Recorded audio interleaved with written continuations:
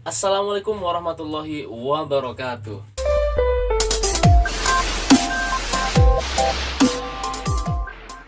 Alhamdulillah wa syukrulillah amma ba'du. Siswa-siswi SMP yang Bapak sayangi, yang Bapak cinta, yang Bapak banggakan, mudah-mudahan senantiasa dalam lindungan Allah Subhanahu wa taala. Amin ya rabbal alamin. Baik, meskipun dalam kondisi COVID-19 ini mudah-mudahan tidak mengurangi rasa semangat kita untuk belajar ya meskipun di rumah, karena belajar itu tidak memandang tempat, tidak memandang waktu. Mau di sekolah, mau di rumah itu sama saja belajar. Yang penting kita harus menggunakan waktu kita di pagi hari ini untuk belajar. Buat kalian yang di rumah, jangan dipakai pagi-pagi itu untuk main games, apalagi main TikTok. Awas tuh. Ya, karena main game sama main TikTok itu membuang-buang waktu. Pak, itu mah kan cuma hiburan. Emang hiburan gak ada yang lain? Tuh, kan gitu. Hiburan itu banyak yang lain. Kita boleh main game. Ya, main game sewajarnya. Jangan sampai menghabiskan waktu gitu.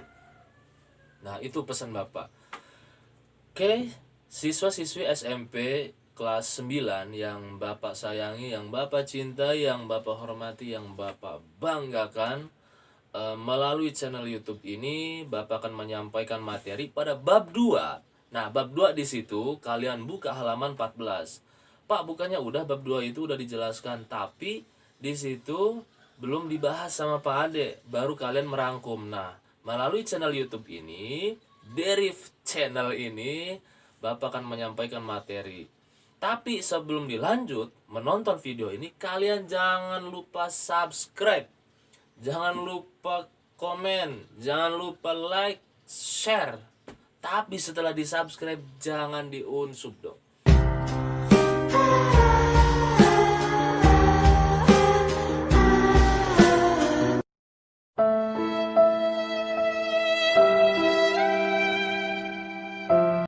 Kayak ibarat ngasih barang tapi nggak ikhlas ditarik lagi, itu sama saja menjilat ludah sendiri, kan begitu ya.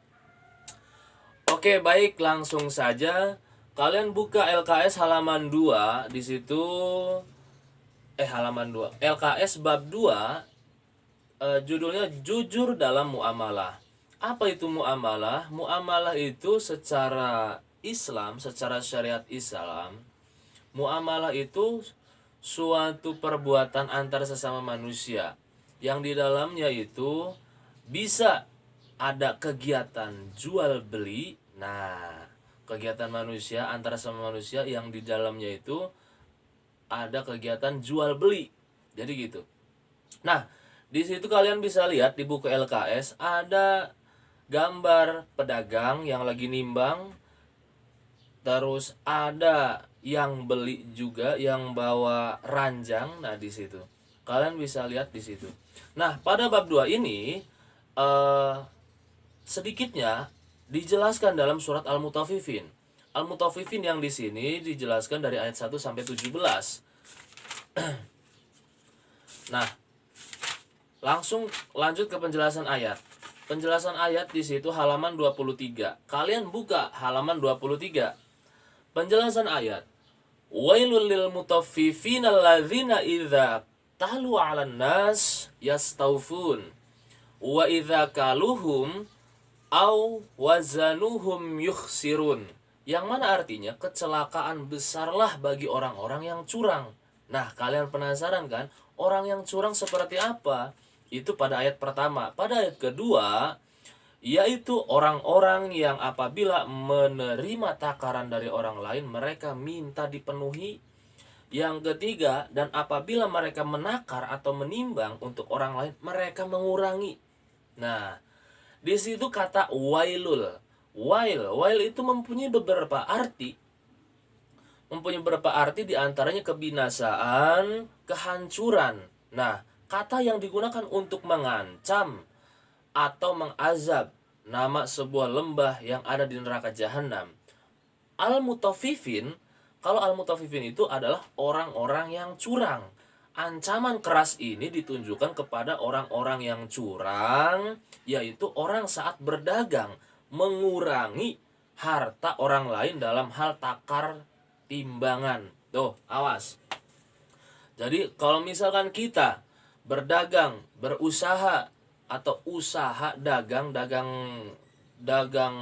telur, dagang beras misalkan begitu, itu kan ditimbang. Nah, ketika kita misalkan menimbang, misalkan mengurangi timbangan itu, misalkan timbangan itu dikasih pemberat yang tidak diketahui sama pembeli. Nah, ketika ditimbang sama barang, otomatis di situ akan berkurang si barangnya. Maka itu yang Allah tidak suka sama orang yang curang dalam hal takaran ya. Karena apa? Karena di sini sudah jelas bahwa orang-orang yang curang dalam berdagang itu Allah sangat benci. Ya, meskipun misalkan mengurangi takaran timbangan itu sedikit, itu menurut dia sedikit, tapi menurut Allah itu sangat besar nanti di hadapan Allah. Seperti gini, para ulama banyak menjelaskan bahwa perbuatan curang seperti ini adalah salah satu hal yang dianggap ringan, hal yang dianggap sepele, gitu kan?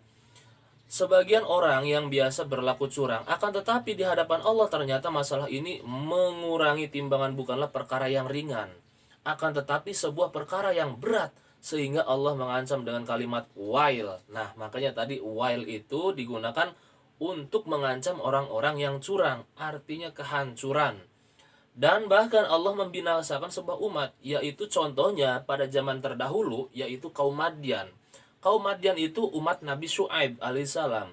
Karena kebiasaan yang sering mengurangi takaran timbangan, suatu hal yang sangat disayangkan karena ternyata praktek mengurangi takaran dan timbangan ini adalah praktek yang sering dijumpai sampai sekarang, dari zaman dulu sampai sekarang. Tuh. Jadi ketika kita misalkan mau beli sesuatu di pasar nih, kita lihat timbangannya. Bener nggak? Biasanya taruh di bawah. Itu biasanya kan ada bak. Nah, bak taruh di bawah baknya itu, pemberatnya itu. Nah, itu yang salah, itu yang curang dalam hal takaran timbangan. Itu Allah sangat tidak suka. Makanya di sini dijelaskan wail itu artinya kehancuran. Itu sebuah ancaman bagi orang-orang yang curang dalam hal perdagangan, terutama dalam hal timbangan. Ia misalkan sedikit, nah sedikit itu menurut ente, tapi kalau menurut Allah, di hadapan Allah itu bukan sepele, tapi masalah yang besar. Karena apa? Faman ya'mal misqala dzarrah. Tuh, barang siapa faman ya'mal misqala, barang siapa yang mengerjakan suatu, faman ya'mal misqala dzarrah, sekecil apapun, barang siapa yang mengerjakan sesuatu sekecil apapun, maka akan dipertanggungjawabkan. Sekecil biji zarah itu sekecil biji jeruk. Nah, itu akan dipertanggungjawabkan. Meskipun dalam hal takaran itu sedikit yang dikurangi, tapi tetap akan dipertanggungjawabkan di yaumil akhir nanti di hadapan Allah Subhanahu wa taala. Tuh. Pada ayat keempat di situ lihat, ala yadhunnu ulaika annahum mab'usun. Tidaklah orang-orang itu menyangka bahwa sesungguhnya mereka akan dibangkitkan. Nah, awas. Pada ayat keempat ini Allah memberikan nasihat tentang hari kiamat, hari pembalasan, dengan menanyakan apakah mereka tidak mengetahui bahwa akan adanya kebangkitan di hari akhir nanti bila para pedagang itu berlaku curang. Tuh, jadi pada ayat keempat ini memberikan nasihat, apakah kalian tidak tahu setelah kalian mati nanti akan dibangkitkan? Buat apa dibangkitkan? Untuk dipertanyakan. Nah, apa yang dia perbuat di dunia, kalau misalkan dia dalam dunia perdagangan curang dalam hal takaran, akan dipertanggungjawabkan. Tuh, awas. Jadi kita itu jangan sampai curang dalam hal perdagangan, terutama dalam hal takar timbangan. Pada ayat kelima, liyaumin azim. Liyaumin azim di situ apa? Pada suatu hari yang dahsyat. Azim itu dahsyat, hari kiamat. Hari kiamat itu siapa yang tahu? Tidak ada yang tahu. Yang tahu hanyalah Allah Subhanahu wa taala. Pada ayat ke-6, yauma yaqumun nasu lirabbil alamin. Pada hari ketika manusia bangkit menghadap Tuhan seluruh alam. Yang dimaksud yaumun azim adalah hari kiamat yang sangat mengerikan, yaitu hari kiamat. Pada hari itu Allah menurunkan matahari sampai berjarak 1 mil. 1 mil. Sehingga manusia dalam keadaan yang sangat parah dan sangat kepanasan. Nah, ketika kondisi seperti ini, matahari itu 1 jengkal, 1 mil, itu ketika manusia dibangkitkan dari dalam kubur, kemudian digiring untuk ke padang mahsyar. Nah, selama perjalanan menuju ke padang mahsyar ini, nah, orang yang dibangkitkan ini akan dalam kondisi panas. Kenapa? Karena matahari itu 1 jengkal. Nah, siapa yang bisa menolong dari kepanasan itu? Yaitu amal perbuatan kita ketika hidup di dunia. Tuh. Jadi seperti itu. Ada yang misalkan ketika lagi digiring ke padang mahsyar, dia adem karena dia sering bersedekah, karena dia sering berbuat amal kebaikan ketika hidup di dunia. Jadi ada penghalang, jadi ada AC-nya gitu tuh ketika digiring ke padang mahsyar. Terus manusia pada hari kebangkitan dalam keadaan tidak membawa apa-apa, hanya bekal amal baik di dunia yang bisa menyelamatkannya. Jadi tidak bawa apa-apa, tidak pakai baju, bahkan ketika dibangkitkan dari dalam kubur, itu tidak semua orang, baik itu laki-laki ataupun perempuan, tidak memakai apa-apa, tidak memakai busana sedikit pun. Semuanya telanjang bulat. Tapi apakah mata kita itu terpesona melihat orang yang nggak pakai baju? Tidak, itu nggak bakalan sempat. Malah apa? Kita itu ekspresi dan memikirkan amal kebaikan kita, amal nasib kita ketika nanti di yaumil hisab nanti. Tuh, tidak sempat yang memikirkan seperti itu dan lain sebagainya. Lanjut ayat ke-7. Kalla inna kitabal fujjar lafi sijjin. Sekali-kali tidak, sesungguhnya catatan orang-orang yang durhaka benar-benar tersimpan dalam sijjin. Sijjin itu apa sih?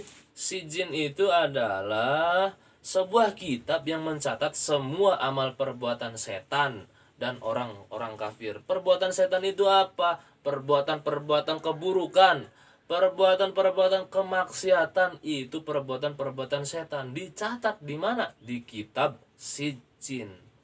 Tuh, awas.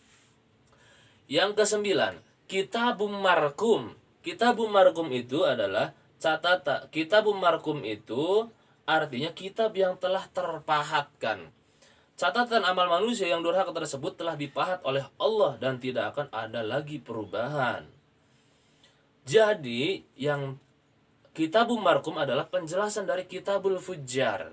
Dan orang yang beriman kepada takdir meyakini bahwa ketika Allah menciptakan alam semesta dengan sunnatullah, Allah membuat ketentuan dan mencatat siapa yang akan menjadi penghuni surga, siapa yang akan menjadi penghuni neraka jahanam. Tidak akan ada perubahan dalam ketentuan dari catatan Allah tersebut. Jadi kita tinggal pilih sebenarnya. Kita mau masuk surga, apa mau masuk neraka. Kalau misalkan mau masuk surga, maka apa kuncinya? Yaitu takwa. Tiketnya harus takwa. Apa itu takwa? Takwa itu menjalankan perintah Allah, menjauhi segala larangan-larangan Allah. Kalau misalkan kita ingin masuk neraka, nah itu berbuat keburukan. Kita kan kadang ketika ditanya sama ustadz ataupun sama siapa, kamu kalau misalkan mau mati, pengen masuk surga apa neraka? Pasti semuanya masuk surga pengennya. Bahkan seorang pencopet pun kalau misalnya ditanya, kamu kalau mati pengen masuk surga apa neraka? Pasti jawabannya neraka. Tapi terkadang Bapak mencuriga, seorang pencopet atau seorang yang selalu berbuat kemaksiatan ditanya pengen masuk surga, jangan-jangan ada orang dalamnya dengan pedenya dia menjawab ingin masuk surga. Nah itu kita tinggal pilih sebenarnya, simple. Mau masuk surga apa neraka? Kalau pengen masuk surga harus berbuat kebaikan. Salah satunya harus apa? Memperbaiki sholat terutama. Kan gitu. Karena sholat itu penentu amal-amal kebaikan yang lainnya. Lanjut. Pada ayat ke-10, wailu yauma idzil lil mukadzibin. Celakalah pada hari itu bagi orang-orang yang mendustakan. Maksudnya kecelakaan bagi mereka jika datang hari yang sangat mengerikan, yaitu hari kiamat, di mana Allah telah menyiapkan bagi mereka azab yang pedih. Tuh. Siapa yang pernah meramalkan hari kiamat itu datang 2012? Tuh, siapa? Ada salah satu peramal. Tapi apa? Sampai sekarang belum kiamat kan? Berarti ramalan itu meleset. Ketika orang yang meramal 2012 itu bahwa akan terjadi kiamat, siapa yang kiamat duluan? Orang yang meramal. Ada kok ceritanya, beritanya. Beritanya kan gitu. Bahwa 2012 akan terjadi kiamat. Itu mah sotoy.com. Sotoy.com guys. Nah, jadi yang tahu kiamat itu kapan datang itu Allah, bukan kita. Malaikat pun nggak tahu. Itu Allah yang tahu. Tugas kita apa? Meyakini bahwa hari kiamat itu pasti terjadi. Entah itu kapannya. Kan gitu. Yang penting kita harus mempersiapkan untuk menjelang hari kiamat. Tuh. Karena pada hari kiamat itu sangat mengerikan bagi orang-orang kafir. Tapi kalau bagi orang-orang Islam, umat Islam, itu biasa saja kalau dia sudah siap dengan amal solehnya yang akan dibawa ke akhirat nanti. Lanjut, ayat ke-11. Alladzina yukadzibuna biyaumiddin. Yaitu orang-orang yang mendustakan hari pembalasan. Yaitu orang yang tidak percaya akan terjadi hari yang mengerikan tersebut, yaitu hari kiamat. Dan mereka tidak yakin tentang ada yang namanya hari pembalasan. Hari pembalasan itu adalah hari di mana apa yang orang itu perbuat di dunia, nah, maka akan dibalas. Tuh. Contoh, ngadu bagong. Tuh. Ngadu bagong misalkan akan diadu lagi di hari pembalasan, dibalas sama Allah. Dia berbuat keburukan kepada orang lain, maka akan mendapat balasan dari Allah. Dia misalkan menzalimi anak yatim, maka dia akan menerima balasan dari Allah. Tuh. Dia suka mengurangi takaran timbangan ketika berdagang, maka akan dibalas sama Allah meskipun sekecil apapun itu, akan dibalas sama Allah. Begitu juga dengan hal kebaikan. Nah, hal kebaikan sekecil apapun yang kita perbuat di dunia, maka Allah akan balas. Jadi seimbang, fair. Allah itu akan membalas sekecil apapun keburukan, akan membalas sekecil apapun kebaikan. Jadi imbang gitu tuh. Jangan salah. Lanjut, ayat ke-12. Wa ma yukadzibu bih illa kullu mu'tadin athim. Dan tidak ada orang yang mendustakan hari pembalasan kecuali setiap orang yang melampaui batas dan berdosa. Maksudnya, kalimat mu'tadin dan mu'tadin athim adalah orang yang melakukan perbuatan dosa yang berkaitan dengan perbuatannya. Seperti meminum khamr. Tuh, minum khamr itu awas, jangan salah. Khamr nggak boleh. Berzina, apalagi membunuh orang, apalagi menzalimi orang lain, itu apalagi. Itu akan semua dibalas oleh Allah Subhanahu wa taala di yaumil akhir nanti. Mengambil harta orang lain tanpa hak. Tuh, mengambil harta orang lain tanpa hak itu juga akan dibalas oleh Allah Subhanahu wa taala. Yang bukan hak kita diambil. Tuh, misalkan ketika misalkan kita menerima amanah ini duit dikasih kepada anak fakir miskin. Tuh, ada donatur misalkan mau menyumbangkan sebagian hartanya untuk fakir miskin di mana gitu kan. Terus uang ini kita terima tapi tidak diberikan kepada fakir miskin. Itu yang namanya mengambil hak orang lain. Tuh, itu akan dibalas oleh Allah Subhanahu wa taala. Jangan salah. Meskipun sedikit akan dibalas oleh Allah Subhanahu wa taala. Menuduh orang dengan tuduhan yang tidak sauzon. Jadi kita itu sauzon, berburuk sangka kepada orang lain yang mana belum tentu ada, yang belum tentu kebenarannya, belum ada buktinya, Tapi kata orang lain, oh si anu itu nyolong. Nyolong apa? Nyolong buah. Nyolong buah di mana? Di pasar. Mana buktinya? Kata si anu. Kalau kata si anu, kata si anu, kata si anu, itu jangan percaya. Nanti timbulnya apa? Suudzon. Tuh. Itu namanya suudzon.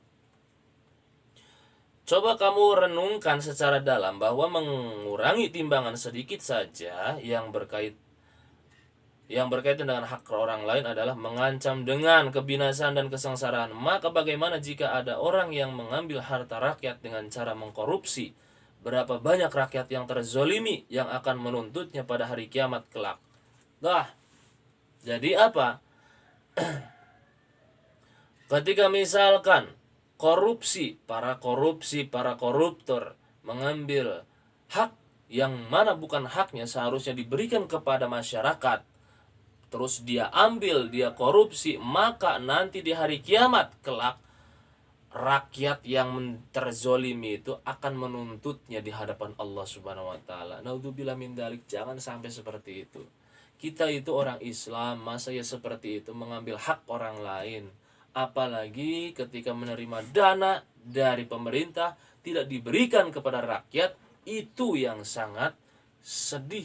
Sedih bagi rakyat yang tidak mampu, apalagi sekarang COVID-19 banyak orang yang lagi kekurangan dari segi finansialnya, dari segi ekonominya, terus ada bantuan segala macam tidak disalurkan, itu yang sangat sedih. Maka di situ hatinya apa?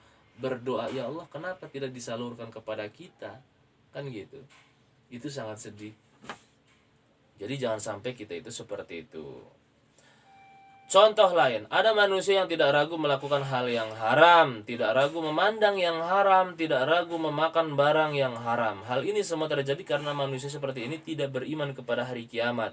Bisa jadi ia tidak merasa akan dibangkitkan di hari kiamat.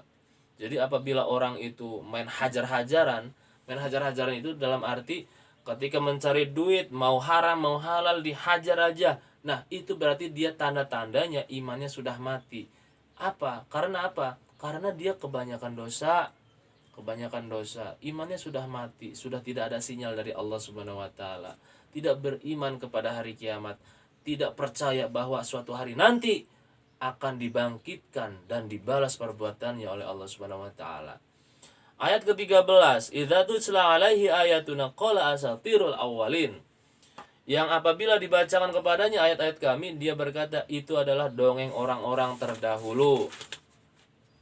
Ungkapan macam inilah yang sering disampaikan oleh kaum kafir Quraisy Mekah pada saat Nabi berdakwah mengajak mereka. Kaum kafir Quraisy menganggap bahwa ayat-ayat yang disampaikan oleh Nabi adalah bukan dari Allah, melainkan hanyalah cerita-cerita yang disusun oleh Muhammad, dongeng-dongeng terdahulu. Bahkan mereka menuduh Nabi mengumpulkannya dari buku-buku terdahulu disusun kembali.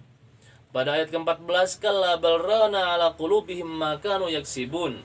Sekali-kali tidak, bahkan apa yang mereka kerjakan itu telah menutupi hati mereka. Ayat ke-15, kalla innahum ar-rabbihim yawma idzil lamahjubun. Sekali-kali tidak, sesungguhnya mereka pada hari itu benar-benar terhalang dari melihat Tuhannya.